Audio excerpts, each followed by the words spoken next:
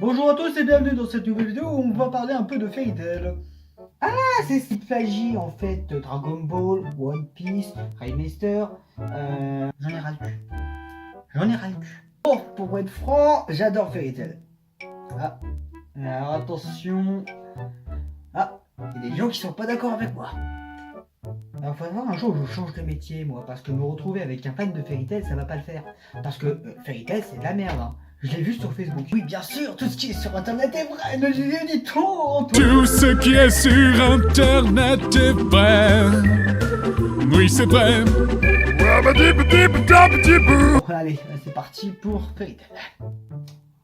Bon alors l'histoire, je suppose, hein, parce que là, je connais quand même l'histoire de Fairy Tail, c'est Natsu Dragnir, qui rencontre le Sirafia, un personnage secondaire inutile, qui... Et voilà une chose encore plus stupide que d'habitude, comparer encore une fois un personnage féminin phare d'un manga assez connu à Sakura. Ce qui est totalement stupide et je vais vous montrer pourquoi c'est totalement stupide. En parlant de personnages féminins divergent d'autres mangas assez connus et tu les connaîtras forcément. Alors, Orihime Inoue et la Sakura de Bleach. La différence, c'est que Sakura est conçue comme étant un personnage utile et n'a jamais...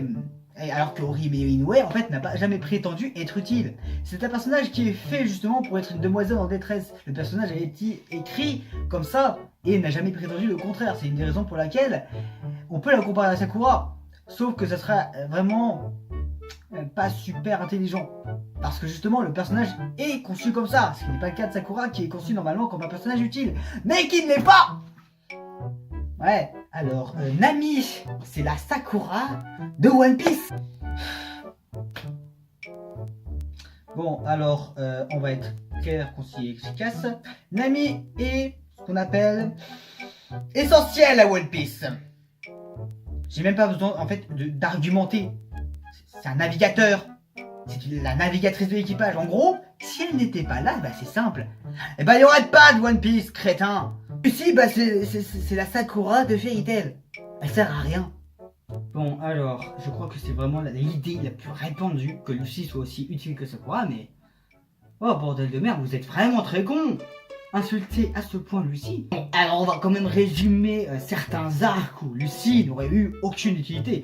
On va commencer par l'arc Eisenwald. Je précise quand même que l'arc Eisenwald a un peu un lien direct avec l'arc d'avant Everloo. Parce que si Lucy n'avait pas été là, je vais être clair, concis, efficace. Natsu, Erza Grey, ainsi que le Kageyama là, seraient coincés dans la gare par le mur de vent créé par le maître d'Eisenwald. Oui, dès cet arc-là, Lucy est utile. Utile. Une fois pour toutes. Bon, tu veux un autre exemple? L'arc Tartaros. Voilà, c'est bon, c'est parfait. Tu es en PLS cosmique. Parce que si Lucy n'avait pas sacrifié un de ses esprits, Fairy Tail serait morte. Oui, totalement. Ça sert à rien d'essayer de débattre. Lucy est utile, point final. Ça sert à rien d'aller plus loin. On est bon. C'est parti? On peut continuer? Ouais, mais il y a du fan service. Et donc du coup c'est mauvais. Mon cher ami, as-tu déjà vu Dragon Ball? Super. Oui. Nanatsu no Taizai? Oui. My Hero Academia ou Naruto? Ou même Bleach? Oui. Eh bien sache que dans tous ces mangas il y avait des fanservices. Au moins Hôpital Charité. Bon. Alors dans ce cas, je vais m'attaquer à Natsu. Si je peux rien dire sur Lucy, alors je vais tacler Natsu. C'est un personnage de merde. Il est mauvais. Ben, je vais peut-être te décevoir, mais je suis totalement d'accord avec toi. Ben, bien sûr, monsieur retourne sa veste parce qu'il n'a pas envie de se faire buter. Bah oui, hein. Crétin. Eh oui, je n'aime pas vraiment Natsu. Mes personnages favoris sont en général des personnages féminins dans ce manga. Parce que Lucy, Erza sont des personnages assez intéressants car ils ont une évolution, ils ont aussi des conclusions de personnages. Mais Natsu, lui, c'est pas pareil. Déjà, c'est un personnage principal de manga, de shonen, qui plus est. Donc il est con, donc il est naïf, il aime bien se battre. Si je devais en fait formuler à quel point le personnage est un peu chiant, c'est une fusion de Goku, de Luffy et de Gon, pourquoi pas, allez hop, c'est bon, on s'en fout. Parce que le personnage est chiant.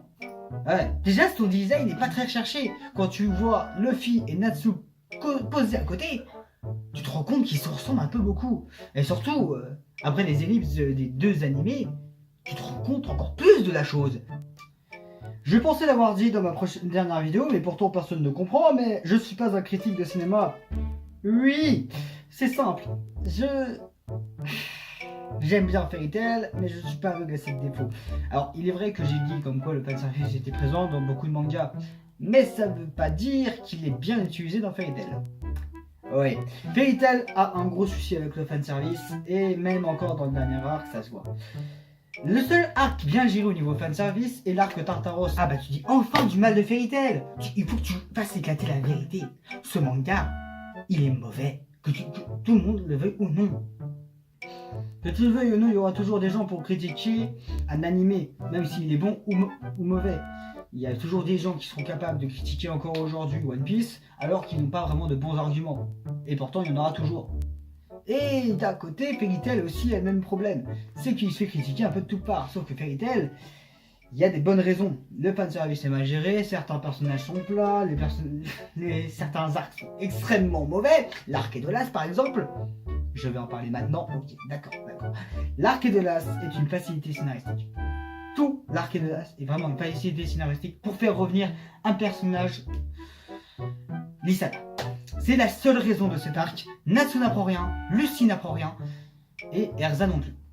Enfin, c'est la Erza de Edo. Les personnages qui évoluent, ce sont pas les personnages de nos héros, ce sont les personnages de Edolas qui évoluent.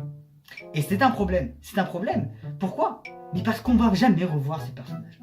Voilà. C'est pour ça que je trouve l'arc Edolas extrêmement mauvais. Ensuite, bien sûr, les arcs d'après sont bien. Heureusement, parce que sinon ça m'aurait vraiment fait chier.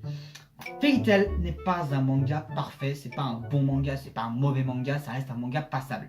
Il est comme ça. Et franchement, ces critiques, il les mérite, hein, vraiment. Est-ce que tu sais de quoi tu parles au moins? Non, aucune. Bref, comme conclusion, Fairy Tail, c'est de la merde. Plus sérieusement, j'espère que cette vidéo t'a plu. J'espère que tu vas t'abonner à ma chaîne pour ne pas rater aucune de mes vidéos. Tu peux aussi mettre la cloche, hein, voilà.